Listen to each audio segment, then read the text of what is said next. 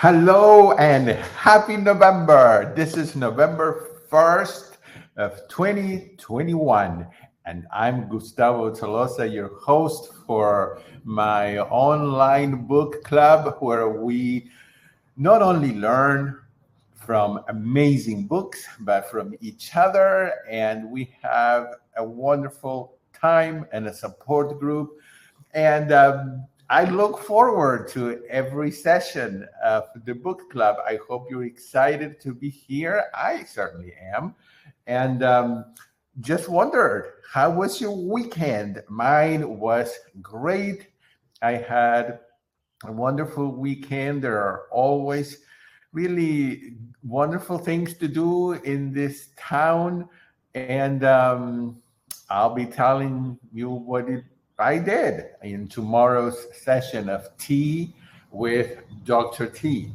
So I was looking today through my website, plantemis.com. In case you haven't visited it, you need to visit it because I spent a lot of time putting it together, and there are a lot of free resources there. Most of it is free, but I was looking at one webinar I did a while back, one of the pianist and the chef webinars, where I made the gnocchi pasta, which is a comforting food, a wonderful pasta.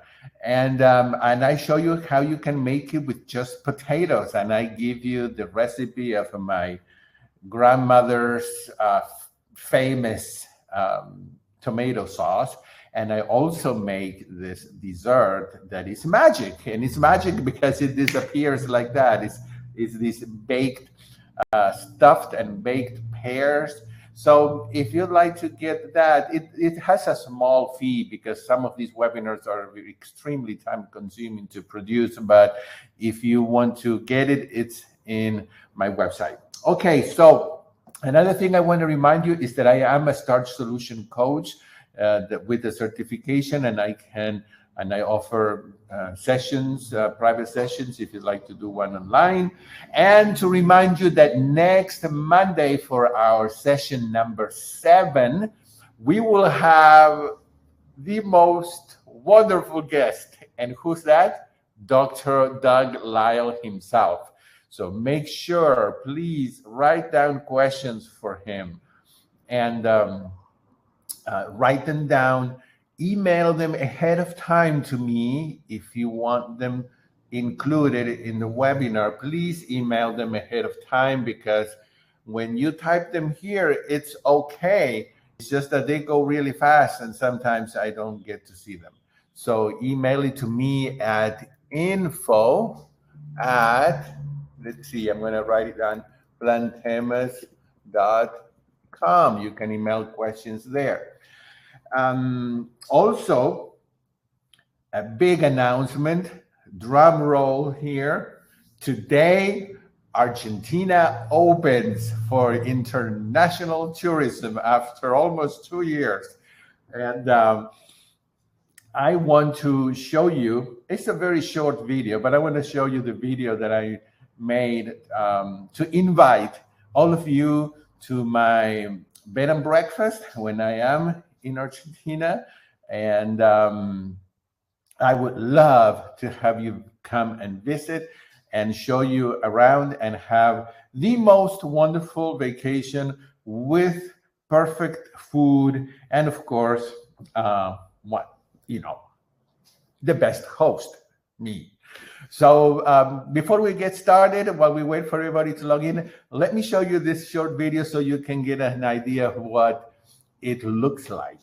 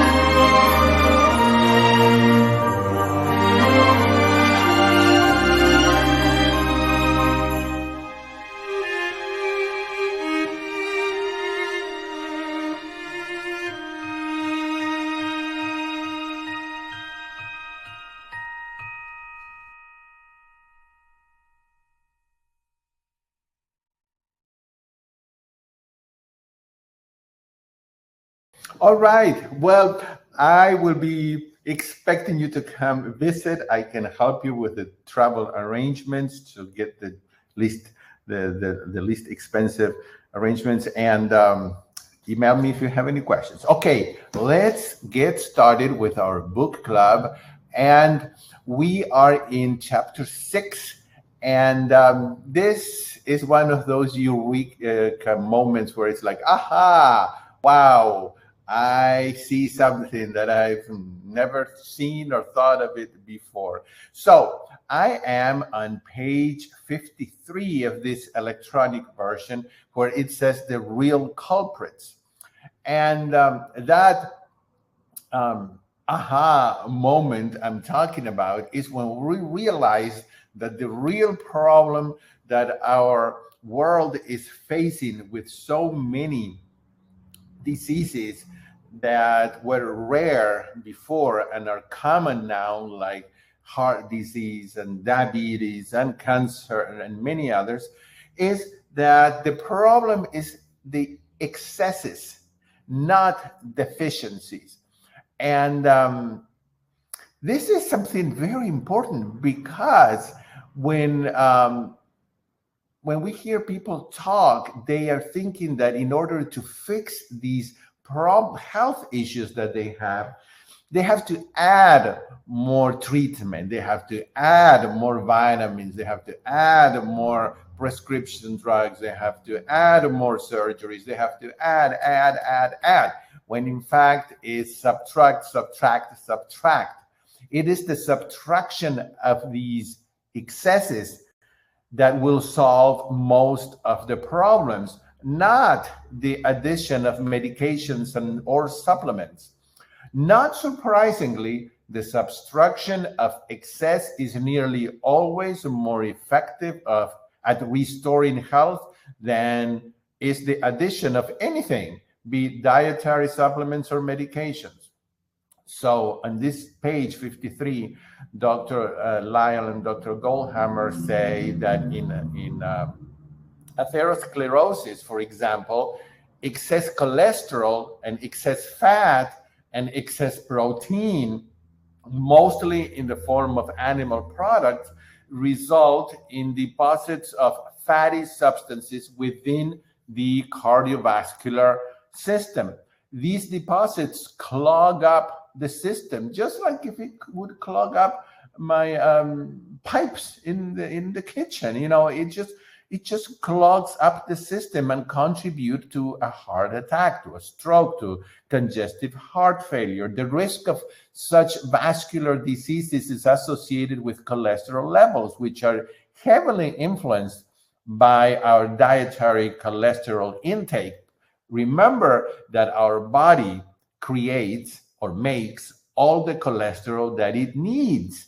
This is something so basic and that a lot of people don't know, or they haven't been told, that the body makes the cholesterol that it needs. It does not need extra cholesterol from outside. Any extra cholesterol is going to be damaging to the liver and to the arteries and to other parts of the body. Cholesterol is found in all foods of animal origin, including red meat and white meat and fish and fowl, eggs, and of course, dairy products. Plant-based foods contain zero cholesterol.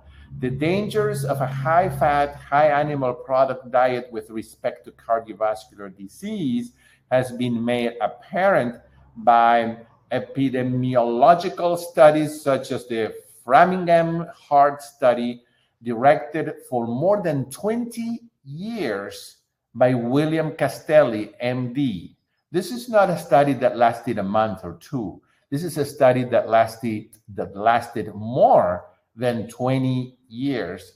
And Dr. Castelli and his colleagues have documented the critical importance of dietary choices in disease prevention. While more than 1 in 4 men in the study who consumed the conventional diet succumbed to a heart attack, those who consumed a plant-based diet were extremely well protected. This is not surprising. As vegan vegetarians, those who eat no animal foods, have cholesterol levels that are 35% lower than non-vegetarians. Dr. Castelli has reported that in 35 years of the Framingham study, no subject with a cholesterol level under 150 ever suffered a heart attack. And I have heard Dr. Esselstyn and Dr. McDougall and many other doctors talk about this one point. It's very interesting. It's really fascinating to know that if your cholesterol is 150 or lower, you are heart attack proof. They have not seen a heart attack with that level of cholesterol.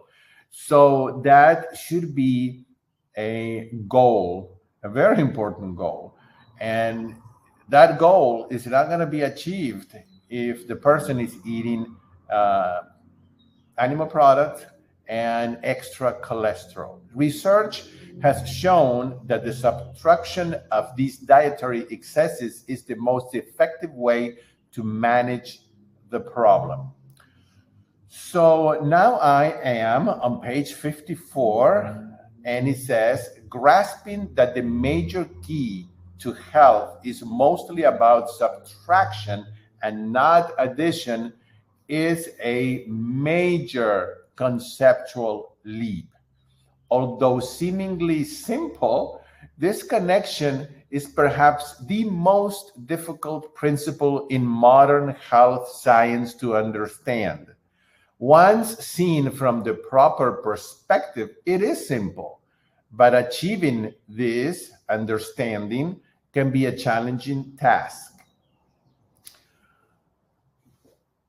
You all know or have heard of Dr. Dean Ornish, who decided to test whether the same results could be obtainable in human subjects, because in the 1970s, there were some animal studies that suggested that a deadly disease, atherosclerosis, could be reversed with dietary intervention. So in the 1980s, Dr. Ornish decided to test this, and he and his team set forth to investigate this possibility to reverse heart disease. The results of this landmark study were published in the prestigious journal Lancet. Let me tell you, it doesn't get any more prestigious than to publish a paper in the Lancet. This is not a paper that was published in an unknown journal somewhere in the end of the world. No, this was available for every doctor on the planet to see and to read. And astonished a medical profession unfamiliar with the potential of honest-to-goodness health-promoting behavior changes, while the average patients consuming the recommended American Heart Association diet, which is 30%, yes, you're hearing right.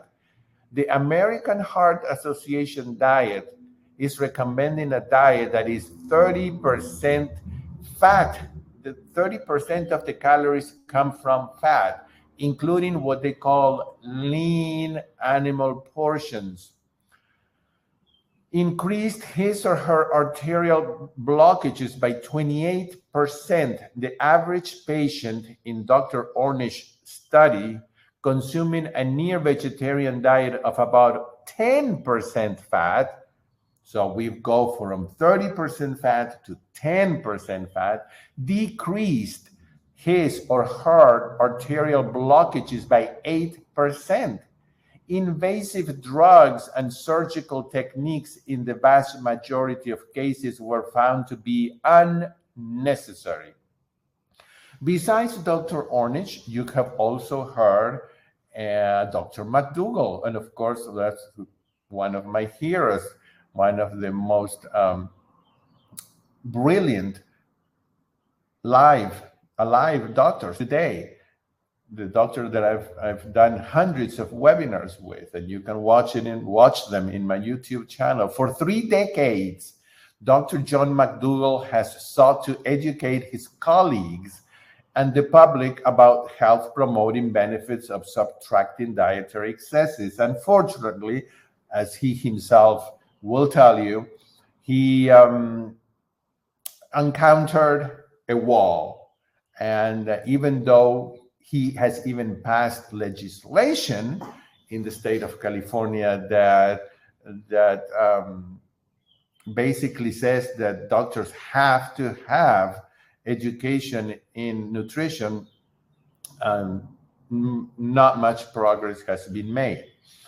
On page 56, Dr. McDougall, the book says, Dr. McDougall and his associates have shown that in just 12 days, and of course, Dr. Lyle is part of the McDougall program, in just 12 days, the average patient in his program reduced their serum cholesterol by 28 milligrams per deciliter. For patients with high cholesterol levels, 300 or higher, that reduction was a spectacular 62. I myself saw that when I attended the live McDougall program. In just 10 days, the cholesterol dropped an amazing 40-some points. Most cardiologists are fond of telling their patients with the high cholesterol levels that they shall need to take cholesterol medicine for the rest of their lives. The superb work of Dr. McDougall and Ornish conclusively contradicts this notion. Quite to the contrary, the most potent solution is not to add medication, but rather to subtract what is causing the problem. Wow, what a difficult concept to grasp. How about if we stop what is causing the problem instead of adding medications and treatments without addressing the real problem? On page 56, Dr. Lyle says, there must be a powerful reason that humans continue to believe that adding vitamin pills, medication, wine, aspirin, whatever it may be, is the way to go. There must be a powerful reason that such errant solutions seem more plausible than the truth. The fact that what we need to do is to subtract meat, fish, fowl, eggs, dairy products, alcohol, and tobacco from our diet. So Dr. Lyle and Dr. Goldhammer say that we suspect that the human brain is biased against accepting that dietary excesses are the root of most health problems, and thus the difficulty grasping this truth despite the scientific evidence. Conversely, the idea that some sort of deficiency is responsible continues to be popular. This is probably because such a concept has intuitive appeal. So yes, brains come into being with hardwired biases. This is very interesting and very crucial to understand, everybody, because if we understand that we come in this world with the brain already wired for certain biases and certain tendencies to see some connections much more readily than others. The brains of humans and other animals are much more likely to see connections that they expect to see, and the connections that they expect to see are often those that were important to notice throughout the natural history of the species. We have to go a little bit back now, and in the ancient world, people never faced problems resulting from dietary excesses. I mean, that's something new. The ability to walk to a supermarket and get anything at any time in almost any quantity, it's a very new environment that wasn't in for most of the history was not possible. Excess was not possible. This is because the natural landscape is not replete with excessive animal proteins and fats in the forms of things like cheese and ice cream and butter. The natural world, when you really go outside and you look at the natural world, and maybe you go to a veggie garden, the natural world contains no processed oils. I mean, there actually is not a tree or a plant that has bottles of oil hanging from them. They have, olives, but olives is not oil. To get to the oil, you have to go through many, many steps. So refined sugars are also not part of the natural worlds, and flours or excessive sodium. And since dietary excesses were not a factor in our evolutionary history, we are not well equipped to discern that health problems might be the result of these excesses. And another very fascinating fact is that in nature, these things are never combined. You don't get a combination of fat and sugar or salt and flours. Okay, so you can have something that has sugar, but it's not going to have fat. And if it has fat, it's not going to have sugar. This combination is all part of the ultra processed junk food. Dietary deficiencies, on the other hand, were often a serious problem for our ancestors. You don't have to go that far back to know that deficiencies were common. Getting enough to eat has always been one of the major problems of human life. People who walk the earth today are all descendants of those who faced the problem of getting enough, as opposed to worrying about getting too much. As such, the neurological circuits that make up the human mind are naturally concerned with deficiency. This is brilliant here. That's how our neurological circuits are made up. They're more concerned with deficiency. This bias makes it difficult for us to grasp that dietary excesses are at the root of our modern health problems. We're going to put a little pause here and see some of your comments. And some of your comments here. Hi from, being plant-based 6 months, no animal or dairy, and less than 10% fats. Just had a cholesterol test done, still have high. Well, there are some of us, I included myself, have a predisposition for high cholesterol. We would have to see, this is what we do during a coaching session. It is nearly impossible to tell why just like this. We would have to go with a magnifying glass and see for at least a week every single thing that that person eats and in what combination, every single one.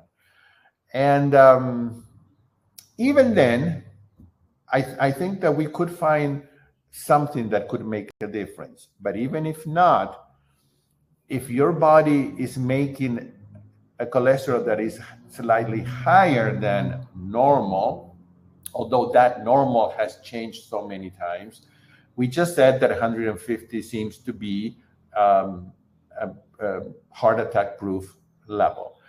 But if your cholesterol is still high, there are some options for you. I once asked Dr. Esselstyn, and I think I don't remember. I've asked this question to at least 3 different whole food plant-based doctors, and if a person truly is 100% whole food plant-based, with, by that I mean not even bread and pasta and sugar, processed sugar, no nuts, no avocado, no seeds. And if that person is that strict, then the cholesterol, if it's high, it's a little high. What I've heard, and again, I am not a medical doctor, I'm just passing on what I've heard, is that your arteries most likely are not damaged. You could do a calcium test that tests how much calcium accumulation you have in your arteries and see if there is damage there. Or you could decide to take cholesterol medicine in the smallest possible dosage. And I know doctors that are whole food plant-based that do prescribe those if the patient wants to go that route. And remember that exercise also has something to do with it as well. And so that's all I can say without knowing more detail in a person's daily diet that I could follow for at least a week, if not 2 weeks. All right. So on page 58, we have the case of the missing zero. Is it true that the human mind is also born with biases? Over the last 2 decades, research has shown that the answer to this question is a resounding yes. Professors Daniel Kahneman and the late Amos Tversky jointly won the American Psychological Association's highest honor in 1982 for their investigation in these phenomena. Their many demonstrations of our natural limitations have become classics in modern psychological science. It was very difficult, for example, for people to grasp the concept that the earth is round and that it moves around the sun, despite adequate evidence. Similarly, it was exceedingly difficult for people to grasp the concept of the number zero, a problem that limited early mathematicians. Today, these concepts are obvious, but they were not obvious all the time. On page 59, where it says Subtracting Our Way to Health, and I love that title, Subtracting Our Way to Health, it says, we now know that people have many biases or problem-solving blind spots, but although people appear to have a natural bias against the concept of dietary excess, once seen from the proper perspective, the problem becomes obvious. As we subtract meat, fish, fowl, eggs, dietary products, oil, salt, sugar, and refined carbohydrates from our diet, what remains are foods that promote health. Fresh fruits and vegetables, tubers, whole grains, legumes, and nuts and seeds fill the void after the subtraction has taken place. In response, the previously overburdened body begins to regain its health. If most health problems are caused by dietary excess, and they are, then it makes sense that the subtraction of such excesses is likely to be an effective treatment strategy.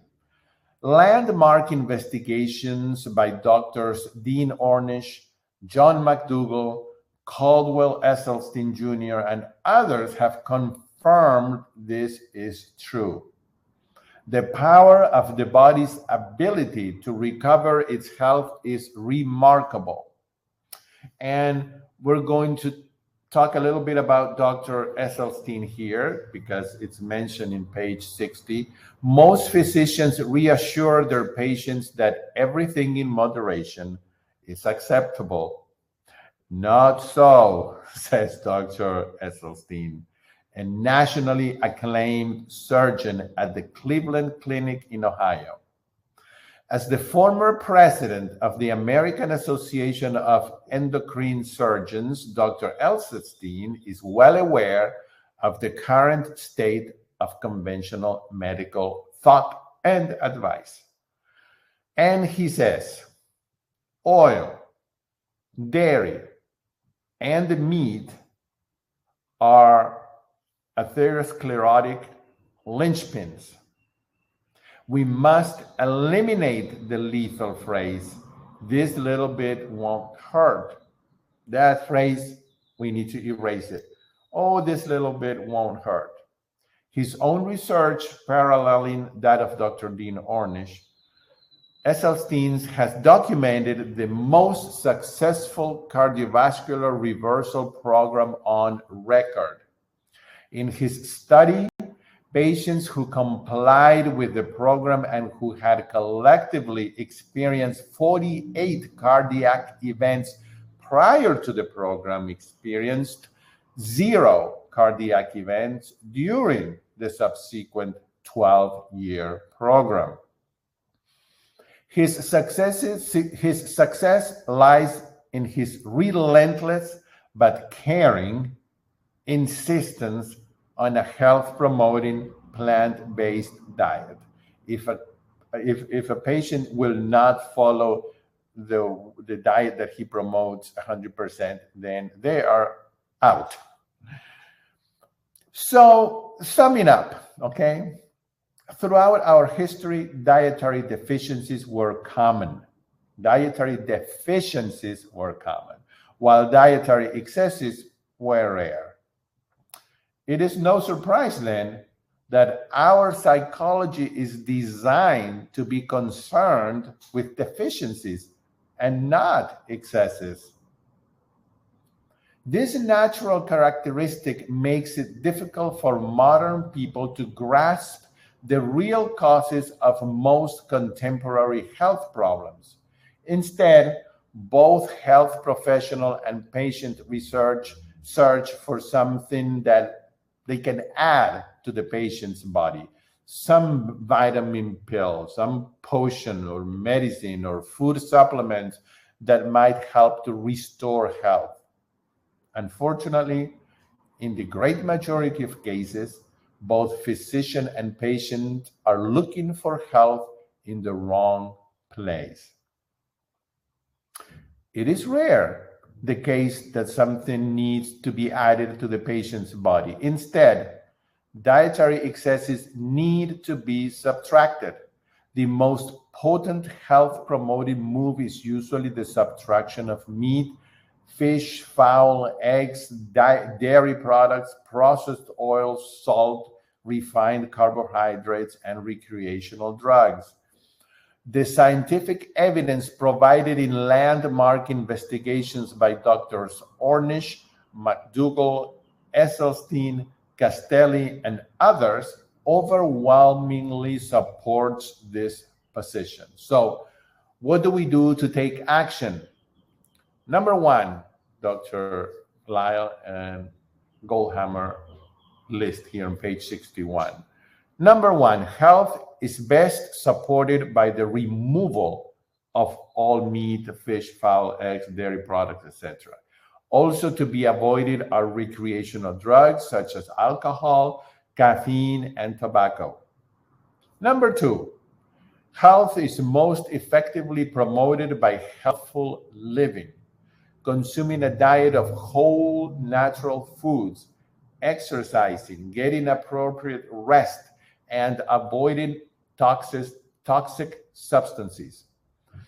Such a lifestyle not only prevents disease, but in many cases is able to reverse disease and help restore health and well being. And that is, ladies and gentlemen, the end of chapter 6. So let's see if we have any other comments. Please feel free to write comments or questions. I'll do my best to answer. And it says, Dorothy, you might try putting a question in the circle. Okay, well, anything else, guys, that you have noticed? Did you did a little light bulb went turned on when you were reading this chapter? Did you really went like, oh wow, yes, we really are wired to think about not getting enough, because that's what humans have had to worry about for most of their time on earth, not getting enough. But now we are getting enough, and we are getting more than enough. And so this confusion happens. What do I do? What's wrong with me? What can I take? What can I add to fix the problem? Instead of thinking and saying, what can I take or subtract to fix the problem? Next session, we will be reading chapter 7, or actually, Dr. Lyle will be talking about losing weight without losing your mind, which is the title of chapter 7.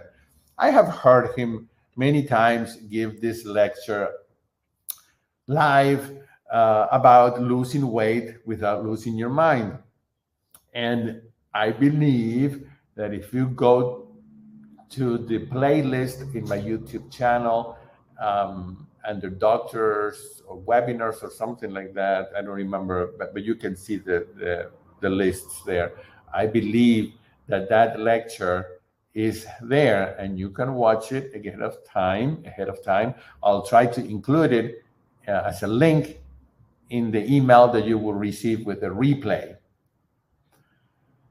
So someone says, my husband has diabetes type 2 and thinks the pills will help it as a hard road for me. Okay. Unfortunately, we all know, because I did a special book club on diabetes with Dr. Neil Barnard's book, Reversing Diabetes, and I had guests as well explaining the issue with diabetes and how it is another type of excess. And we won't go into it right now. It's another fascinating topic of how easily type 2 diabetes can be reversed. But again, we are faced with this frustrating issue that is the person who has the disease or the condition has to want to fix it. They have to want deeply to inside of them. They have to want to reverse it. They have to want to do that. And unfortunately, so far, I have not found a magical pill or a magical shot or a magical phrase or a magical anything to make people want to do things. And I can tell you that other people with more experience than me, doctors, dietitians, chefs, they cannot have not been successful with their own family members and friends, trying to make them see that there is a solution available, and they don't want to take it. And there's nothing really that we can do about it other than take care of ourselves, be a good example, be healthy to take care of them. And that's all that we can do. I see many friends that seem healthy but don't restrict their diets his way. Well, very good. I mean, you just said something that there is a key word there. I see many friends that seem healthy. Remember that a person can be thin, they can look healthy. I have seen and known people that were very thin and very athletic, and one day they dropped dead with a heart attack because we don't see the inside of their arteries. We don't see inside, we see outside. So is it possible that someone can seem healthy on the outside but be sick inside? Yes, it is possible. And so we have to be careful with that as well. I have a family member weighing 350 pounds, overweight, and with multiple health problems. It seems easier to add something like a pill than take away things that taste good. Yes. So these are difficult things, everyone. I no different than you. I have family members, and I have friends, people that I know, acquaintances, and that are either overweight or obese, or I do have. I'm not going to say if they're what kind of relatives, but I have relatives that are very thin and are having trouble. One of them is having trouble with their intestinal problems, I guess, and has to have a colonoscopy and things like that. People can be thin and they can't even exercise, but their diets can lack so much fiber. And remember that fiber is the most powerful detoxifier that we have in our body. Without fiber, the toxins stay in, most of them. And so no surprise to me when I just found out last week that this relative that I really care about, and it's a close relative to me and young, is having these issues. And but I've seen this person eat, but I can't say anything. Once or twice this person has asked me, but a long time ago, and I mentioned what I do and what I learned, and it went against what they want to eat or they like to eat. So they never asked me again, and I never said anything again. People get so defensive about my way of eating. Someone says they are concerned about my brain health with a no-fat diet. And of course, we know that it's not a no-fat diet. We know that it's a normal fat diet. It's not a no-fat diet. Our range of fat is 10 to 15%. It could be even be a little more. So it's not like, but that is what is in nature, and we can live perfectly with that, within that range. 30% is common now, but some people diets are 40, 50% of the caloric intake is added fat in the form of animal products. It's a wonderful experience to listen and follow Gustavo. Oh, well, I have a suggestion. Can we do Fit for Life by Dr. Farman next? I find it totally aligned. Thank you. Yes, please email me sometimes with ideas of books that we could read together, because I'm always looking. I do have a large library of books, but I'm always looking for new books. We can only be an example to those we wish to convert. Really, that is all. That is all. We just don't have that kind of power unless we knew how to manipulate human minds. But I don't think we've gotten to that level in our human evolution. I don't know if we will ever get there, and I don't even know if I want to do that.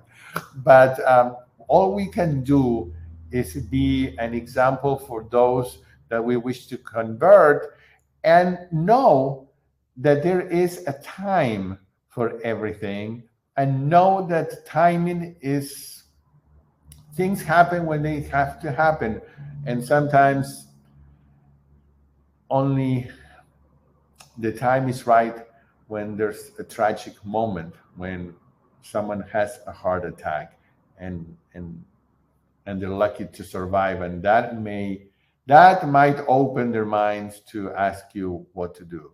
But many times, not even that will do. I have a family member like this too, that is obese and just turned 70. It worries me, as you don't see many obese people live through the 70s. And this family member is in healthcare all their life. I guess that's what he says. My daughter is way overweight, just can't seem to hear what I have said. Gave her a Dr. Barnard book and Forks Over Knives magazine. That is all you can do, my dears. It's very difficult. This is perhaps one of the most difficult things that we have to face. And